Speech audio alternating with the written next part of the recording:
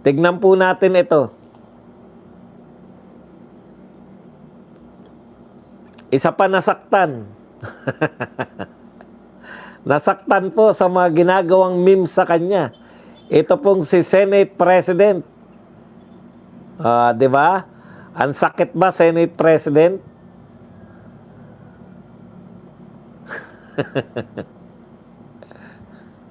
Teka, nawala yung balita ko eh. Okay, ito po ang sabi, Senator Sherwin sa viral memes, masakit, nakaka-insulto. Ayan po, inamin ni Senate President Sherwin Gatchalian na nasasaktan siya at nakakaramdam siya ng pang-insulto sa mga meme na kumakalat sa social media habang isinasagawa ng Senado ang impeachment trial ni Vice President Sara Duterte. Grabe, paggrabe. Paggrabe na kasi ng paggrabe. Nasasaktan po siya sa mga memes. Ano ba yung mga memes na nakikita natin? 'Di ba? May nakita tayo. May nakita tayo naggaganchilyo na. May nakita tayo tinubuan na siya ng waling-waling. Meron pa nagrebulto na. Ginawang flower base. Meron pa nga yung siya na yung nagme-makeup kay Ligutan. Doon yata siya nasaktan eh. Kasi si Ligutan po, pinagbibintangan, pinagbibintangan po na nagme-makeup, di ba? siya na po yung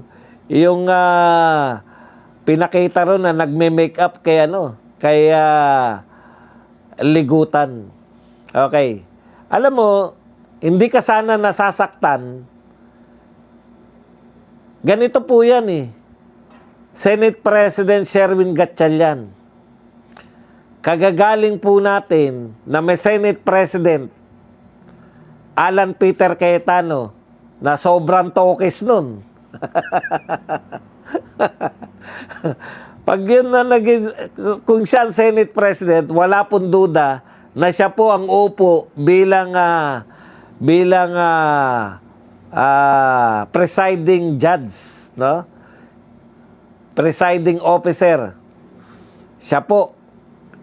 Bagay sa kanya yun dahil sobrang tokes niya eh. Tsaka lahat napupunan ni Alan Peter Cayetano. Kaya tsak yan, mapupunan niya yan yung mga Sinabi ko na noon pa na hindi po uubra. Nung si Tito Soto pa lang po ang Senate President, sinabi ko na noon, hindi po uubra yung mga mahirapan po yung mga abogado. Kasi ang sabi ko noon pa, napanood ko yung dalawang hearing, ang bilis po ng mga objection dyan. Objection, Your Honor. Objection. At nakita po natin na ganyan po talaga nagaganap. Panay objection po.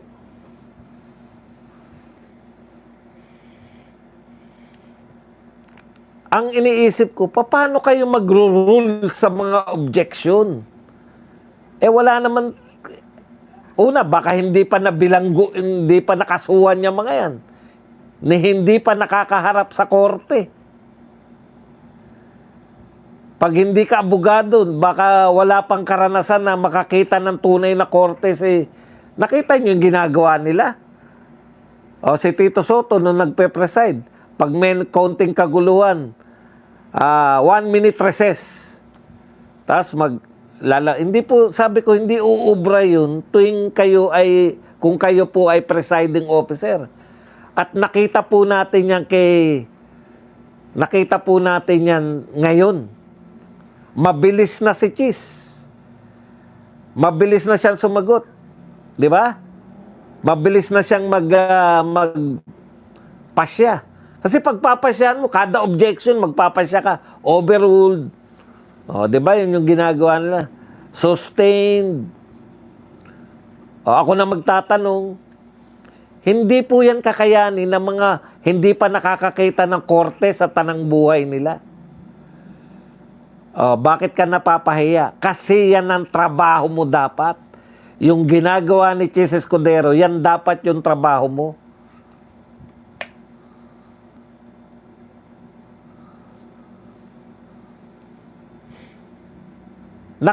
Mapapahiya ka talaga kung pinamumukha sa'yo ng taong bayan na hindi ka nararapat maging Senate President.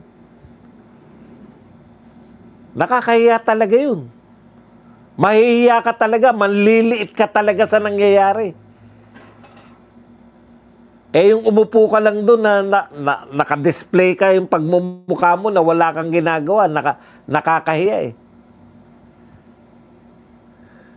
Nakakahiya po talaga yung pinamukha sa iyo ng taong bayan. Hindi lang po isang senador, hindi lang po isang congressman, hindi lang po isang vlogger na nagpamukha sa inyo.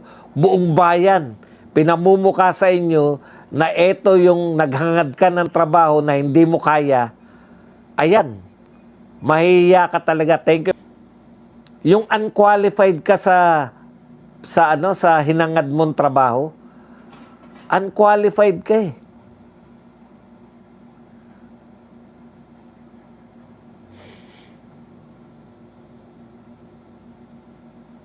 Through Messenger po, ma'am. Messenger.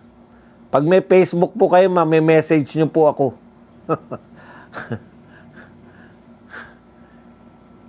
Kaya yan talaga epekto. Nalulungkot.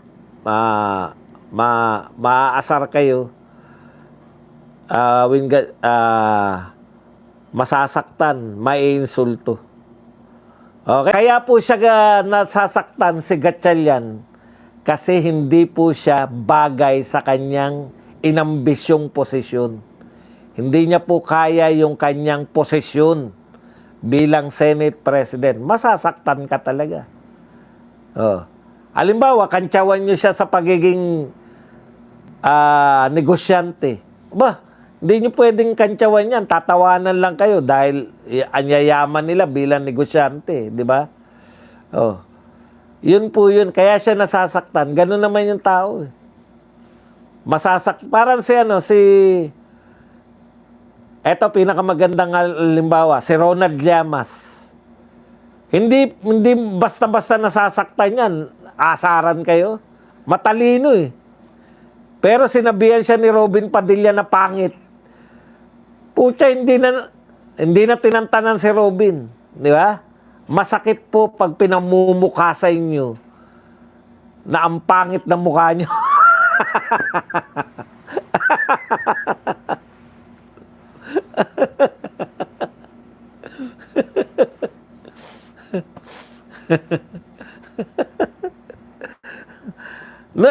Ngayon ko lang po nakita yan. Matagal na nang nakikipagbardagulan niyang Ronald Llamas na yan Hindi po siya nasasaktan kahit na anong sabihin niyo sa kanya. Pero nung sinabihan po siya na pangit. Si Auntie Claire, di ba? Pucha, sinabihan kasi siyang pangit. Tignan niyo po kung saan siya una nag-react. Ano sabi ni Auntie Claire?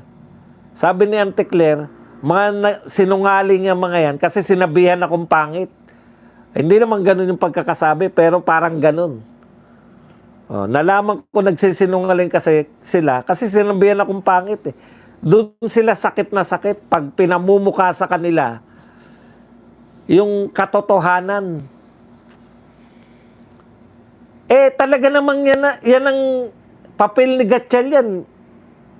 Dekorasyon. Yan si Erwin Tulfo, nasaktan. Bakit ka ba hat na hat? Masakit din naman sa kanya yung sinabi niya, move on na tayo dyan sa flood control. Nasasaktan kasi sila. Kasi wala naman talaga siyang investigasyong ginagawa. Nasasaktan sila. Masakit po yun, yung nagkukunwari ka na kaya mo maging Senate President. Halata namang hindi mo kaya.